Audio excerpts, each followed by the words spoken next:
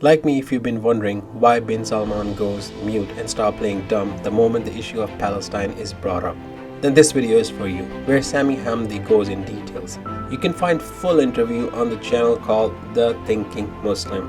It is the best podcast channel on YouTube in my opinion. Go check out their channel, it has world of information. Let's watch this video. Bin Salman believes Israel is absolutely important as an ally to secure a NATO-style agreement against the Houthis in Yemen, against the Hashd al-Shabi in Iraq, against the pro-Iran militias, and against Iran itself. Bin Salman believes that the security of the kingdom cannot be compromised for the sake of the Palestinians. 10,000 Palestinians dying, including children, 10,000 Muslims dying, 10,000 Palestinians dying is not worth cancelling or compromising Vision 2030. It doesn't matter how many Palestinians die. Bin Salman believes that there is a necessity to normalize ties with Israel, to get the Americans to help to protect him against the Iranians, and to help to advance Vision 2030, to help build cities that look like Miami, to help advance the concerts in order to promote this new Saudi identity, in order to promote this new idea of what Saudi Arabia is meant to mean. So when we look at strategic autonomy, Bin Salman is planning for strategic autonomy. Bin Salman believes that strategic autonomy is so important that it should come at the expense of the Palestinians. Bin Salman, this is the reason why at the ASEAN Riyadh summit, ASEAN being the countries Indonesia, Malaysia and these countries, 2 weeks ago, Bin Salman gave a speech of 5 minutes. In it, he dedicated 32.25 seconds to Gaza. I know because I cut it on Premiere Pro. In those 32.25 seconds, he called what's happening, he didn't call it a genocide or ethnic cleansing, he called it an unfortunate violence. He didn't mention Israel by name. He didn't denounce the Israelis. He called for restraint on all sides and called for an urgent de-escalation to take place. Not only that, Saudi Arabia's strategic autonomy is so important. The pursuit of strategic autonomy is so important. Vision 2030 is so important that Bin Salman has been trying to redefine the parameters of debate on Palestine within Saudi Arabia itself. The mashayikh in nearly every mosque in Saudi Arabia has been giving the same lesson almost every single day. You must obey the ruler. You must obey Bin Salman. You must obey the ruler who knows better than you. Do not talk about issues that you don't know. Abdurrahman al-Sudais, the head of the Haramain, the chief imam, yesterday told the crowd, he started with Allahumma rescue Palestine. Allahumma bless the people of Gaza and protect them. Once he did the wajib in order to try to get the Muslims to listen to him, he said, and remember, don't let people use this fitna. He called it a fitna.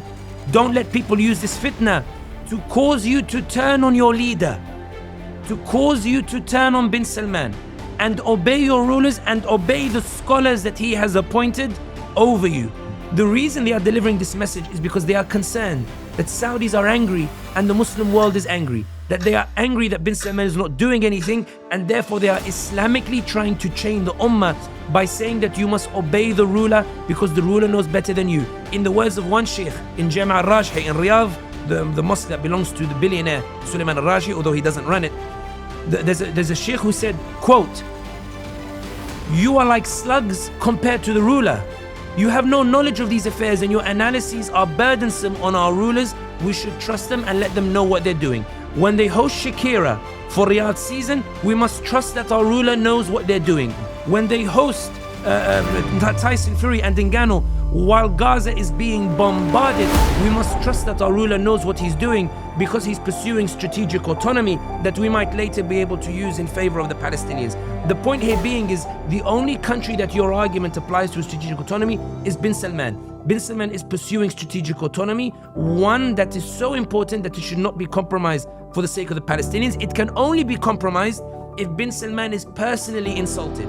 If the Canadians say criticize human rights record, Bin Salman will compromise strategic autonomy by kicking out the Canadians and upsetting the West. If Biden calls him a pariah, if Biden insults Bin Salman personally, Bin Salman will cut the oil production, he'll increase the prices, he'll mess around with the gas prices because Biden has insulted him specifically, and he's ready to compromise Saudi strategic autonomy for the sake of the personal insult or rectifying that personal insult. But the point is, to finish here on this, with regards to strategic autonomy of the like, it's absolutely abundantly clear that the Muslim countries have the ability to do something, but they are choosing not to because they believe that their strategic autonomy, that they are still building it, and they believe that that strategic autonomy can be built on the abandonment of the Palestinians. There are different degrees to it. I don't think Erdogan is as callous as bin Salman in it. I believe that Erdogan, for all of my issues with regards to his policies, is sitting in the palace and holding his head, scratching his head, thinking, my goodness, what am I going to do? I'm really struggling with this. I think King Abdullah is pulling his hairs out. I think Sisi is pulling his hairs out. But I think that Saudi Arabia and the UAE are sitting there and saying, Israel, we can make this easy for you. What do you need from us? And we're seeing the scholars being deployed in this effort.